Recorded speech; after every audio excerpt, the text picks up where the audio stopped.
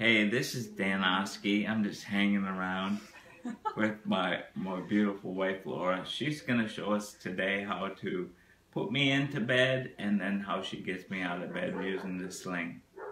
I only get him out of bed if he's behaving nicely. So we'll assume he's behaving nicely today. So I've got him in the sling. I think you've already seen how we get him in the sling. Our daughter, I think, showed that on a video a few days ago.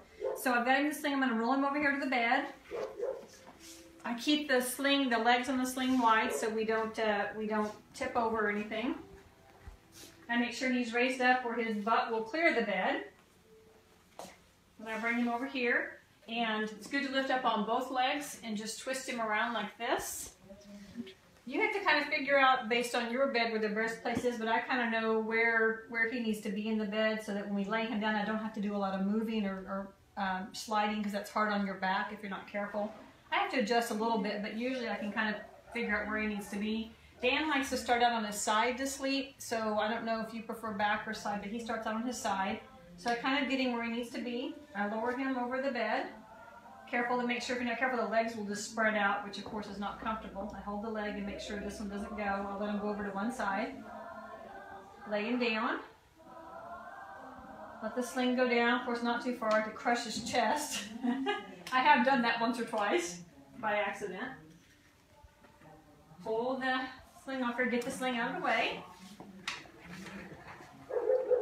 Always good to turn it off so you don't drain the battery. Then I start with the legs and just unhook the sling. Careful to keep the legs together on one side or the other. His tend to go over on this side. What I do is I make sure the sling on the leg out here is sticking straight out this way. I take this loop on the sling, I slide it under here so it's easy to get out. And then I make sure he has his arm up like this so we don't crush his arm. And when he's ready, I simply take and roll him over on his side. It doesn't take too much strength. It really is more of a leg thing versus my back. At this point, I slide this out. Hopefully by sliding this loop under the sling, we haven't hooked his shoulder. And I try to make sure the clothes are pulled all the way down, so when the sling slides out, we're not scratching his skin, his bare skin. And I pull this straight out. As you can see, it didn't hit his skin. Set the sling over here. And then what I do is, as you can see, we need to get him onto the pillow, but I need to get him on his side.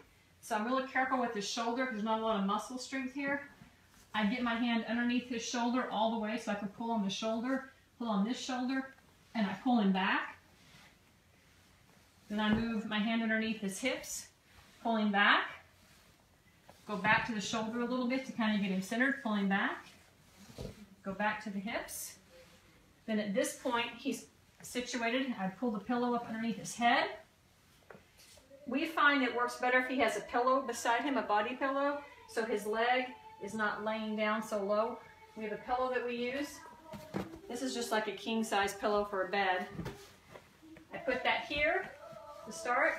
I take his bottom leg, the way he likes it, and I take it and I pull it straight down. Careful to make sure his toes are not crushed in the sheets and stuff because it can happen. Then I take his other leg, lift it up, put it on the pillow. Try to make sure his foot is not hanging off the pillow. I may have to adjust the pillow this way a little bit. Put his leg there. Make sure his hand is up here. And so then I have him laying like this. Usually pull his shoulder back a little bit so it gives him some release or some comfort down here. Then he can go back.